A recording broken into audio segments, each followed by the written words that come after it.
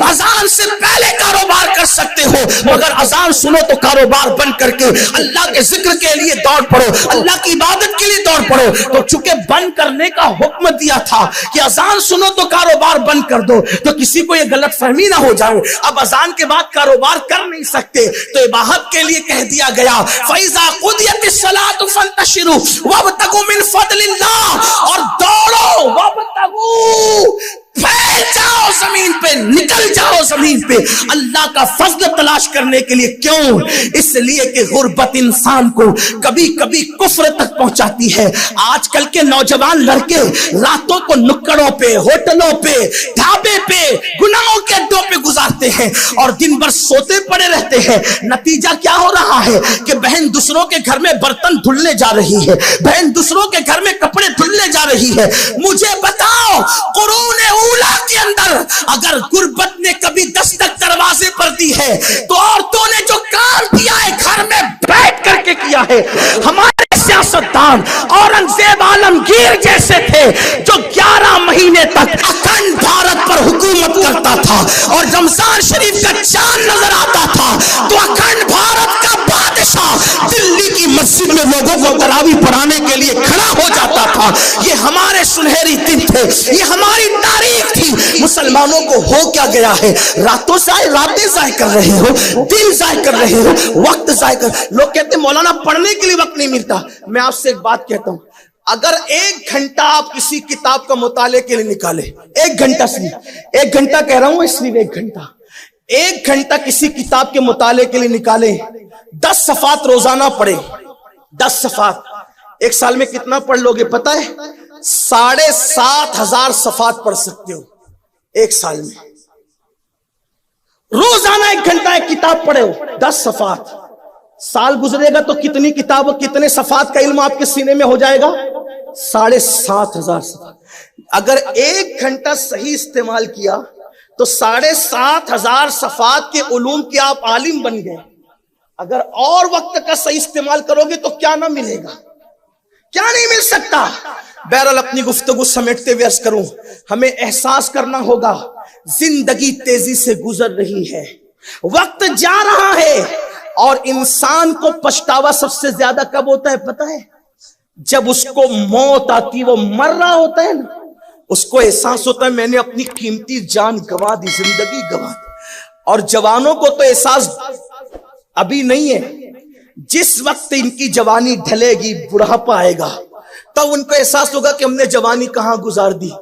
کہا جاتا ہے کہ ایک بوڑھا جس کی کمر بڑھاپے کی وجہ سے جھک گئی تھی، وہ لکڑی ٹیکتے ہوئے کہیں جا رہا تھا، ایک جوان کو مستی سوجی، اس جوان نے پوچھا بابا کیا ڈھونڈ رہے ہو؟ حالانکہ اس کو پتا تھا کہ کچھ ڈھونڈ نہیں رہے، ان کی کمر بڑھاپے کی وجہ سے جھک گئی، لکڑی ہاتھ میں، جھک گئی ہے کمر۔ تو پوچھا بابا کیا ڈھونڈ رہے ہو؟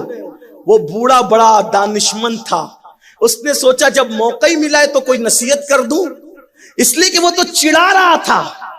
لیکن یاد رکھنا ظرف کی بات ہے، نوجوان چڑھا رہا تھا، بوڑھا چاہ رہا تھا نصیحت کرنا۔ بالکل ایسے ہی جیسے بچے درخت پہ پتھر مارتے ہیں، لیکن درخت جو پھل والا درخت ہوتا ہے وہ پتھر مارنے والوں کو پتھر نہیں لوٹاتا، بلکہ وہ پتھر مارنے والوں کو پھل عطا کرتا۔ یہ پھلدار درختوں کی پہچان ہے کہ پتھر کے مقابلے میں پتھر نہیں بھیجے جاتے، پتھر کے مقابلے میں پھل دیے جاتے۔ تو بوڑھے کا مذاق اڑا رہا ہے، بابا کیا ڈھونڈ رہے ہو؟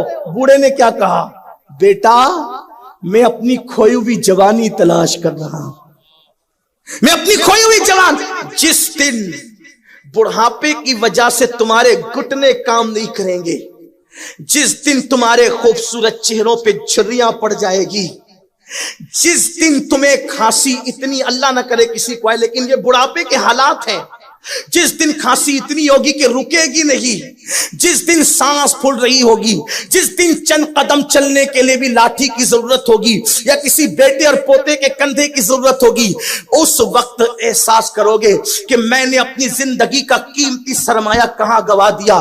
بس دو باتیں کر کے میں اپنی گفتگو مکمل کر لینا چاہتا ہوں، دھیان سے سننا۔ میری قوم کے جوانوں، اللہ نے جوانی دی ہے، اس کو ضائع مت کرو، ایک ایک لمحے کا صحیح استعمال کرو، اس لیے کہ جو جوانی میں عبادت کرتا ہے بڑھاپے میں نہیں کر پاتا اتنی عبادت، تو اللہ فرشتوں سے کہتا ہے فرشتوں اس کو بوڑھا میں نے کیا ہے نا، اس کی طاقت میں نے واپس لی ہے نا، اب یہ جوانی میں جتنی عبادت کرتا تھا بڑھاپے کی وجہ سے کر نہیں پا رہا ہے، مگر اس کو وہی ثواب دیا جائے جو اس کی جوانی میں اس کو دیا جاتا تھا۔ اس لیے صحیح استعمال کرو اپنی جوانی کا۔ کسی نے کہا تھا اگر جوانی میں عبادت نہیں کرو گے، جوانی میں سجدہ نہیں کرو گے تو بڑھاپے میں قدرت تمہیں کرنے نہیں دے گی۔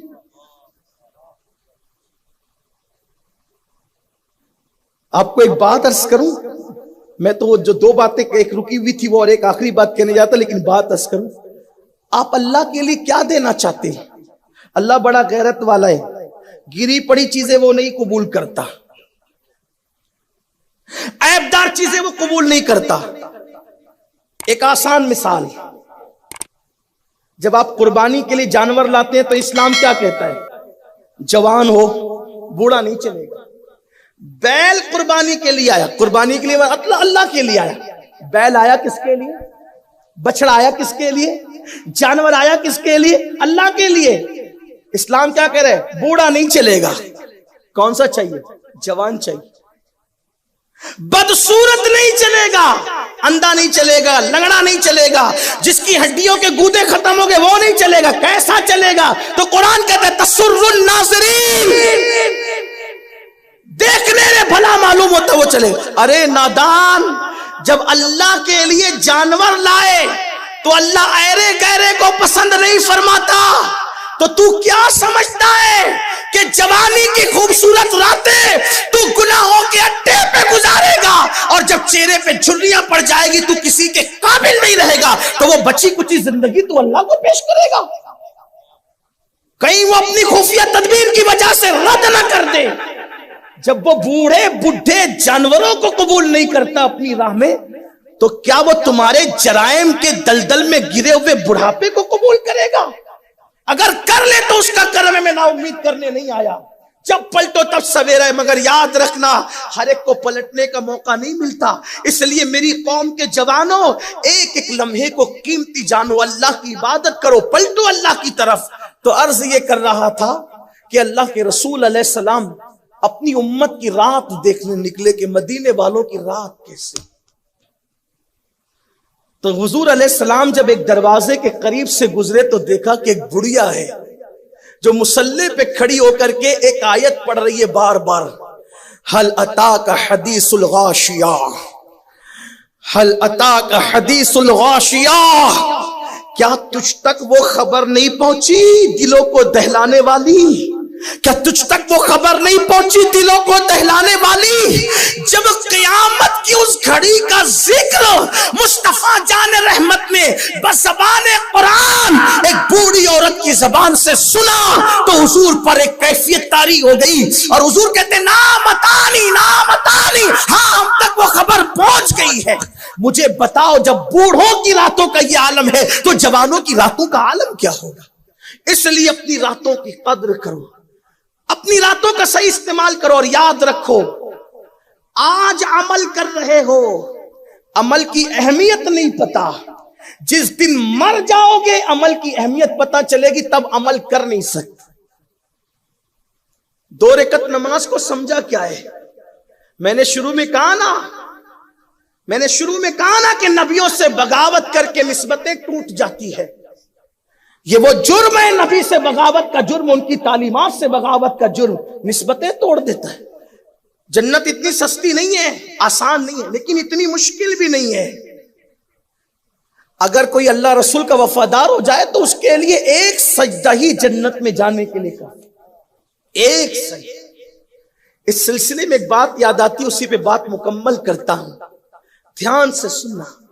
حضرت سیدنا مالک بن دینار ایک راستے سے تشریف لے جا رہے، راستے سے جاتے ہوئے آپ نے دیکھا کہ بادشاہ کی ایک کنیز ہے اور بہت خوبصورت ہے، بہت حسین و جمیل ہے، اور وہ غسل کرنے کے لیے گئی تھی کسی نہر پر، اور اس کو گھیر رکھا ہے کنیزوں نے۔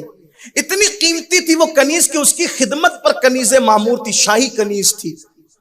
تو چونکہ اللہ والے جو ہوتے ہیں نا، وہ انسان کو اس کی حیثیت دکھانا چاہتے ہیں تاکہ انسان گھمنڈ سے نکلے۔ میں بھی لوگوں کو کہتا ہوں، کسی کو دولت کا گھمنڈ، کسی کو جوانی کا گھمنڈ، کسی کو اقتدار کا گھمنڈ، تکبر۔ انسان تو کس پہ گھمنڈ کرتا ہے؟ دولت پہ؟ فرعون کا انجام دیکھ، شداد کا انجام دیکھ، اپنے اچھے مکانات میں تو گھمنڈ کر رہا ہے، دیکھ لے نمرود کا انجام کہاں ہو؟ تکبر زیب نہیں دیتا۔ اللہ تعالیٰ فرماتا ہے انسان تو اپنی پیدائش پہ غور کر، بنایا دست قدرت سے، لیکن کیسے بنایا؟ تو قرآن کہتا ہے مِن مَاءٍ دَافِقٍ، اچھلتے ہوئے پانی سے، جس کو دوسرے مقام پہ قرآن کہتا ہے مِن نُطْفَةٍ۔ اور اس کے ناپاک ہونے میں کیا کلام ہے کسی کو؟ اس کے ناپاک ہونے میں کیا کلام ہے؟ ایسا ناپاک کہ اپنے مقام سے ہٹ جائے تو غسل فرض کر دے۔ ٹھیک، کبھی اس کو دیکھنا تو صحیح، اس ایک قطرے کو آج سائنس کے ذریعے سے، سائنس ترقی کر چکی ہے تو عدسوں سے دیکھنا آسان ہو گیا، کبھی اس کو دیکھو، اس کے اندر کروڑوں کیڑے ہیں اور اتنے بدصورت ہے کہ دیکھنے پہ ڈر لگتا ہے۔ انہی کئی کیڑوں میں سے ایک کیڑا اپنے مقام پر پہنچتا ہے اور اسی سے انسان بنتا ہے۔ گھمنڈ کرنے والے انسان، تو اتنے بدصورت کیڑے سے پیدا ہوا، ایک قطرے میں لاکھوں کروڑوں تھے اور اس سے تو پیدا ہوا، وہ اپنی منزل پر پہنچ گیا، تو کس پہ گھمنڈ کر رہا ہے؟ اب تیری خوبی کیا ہے؟ اگر تو اللہ کو راضی کر لے تو فرشتوں سے بہتر ہو گیا، اور اگر تو اللہ کو راضی نہ کر سکا تو کتے تجھ پہ بازی لے گئے۔ بس بات اتنی ہے، خدا کو منا لیا تو تو گویا کہ فرشتوں سے بہتر ہے، اور اس کو نہ منا سکا تو بابا بلے شاہ کہتے اٹھ بلیا چل یار منا لے، ورنہ بازی لے گئے کتے، پھر کتے تجھ سے بہتر ہے۔ یہی تو ہے، کس پہ گھمنڈ کر رہے ہو؟ جس کو منانے کے لیے آئے تھے اس کو نہیں مناتے، جس کو راضی کرنے کے لیے آئے تھے اس کو نہیں راضی کرتے، جس کی خوشی کے لیے زندگی گزارنے آئے تھے اس کو خوش کرنے کی کوشش نہیں کرتے، سب کے پیچھے لگے اور رب کی خوشی کی کوشش نہیں کرتے۔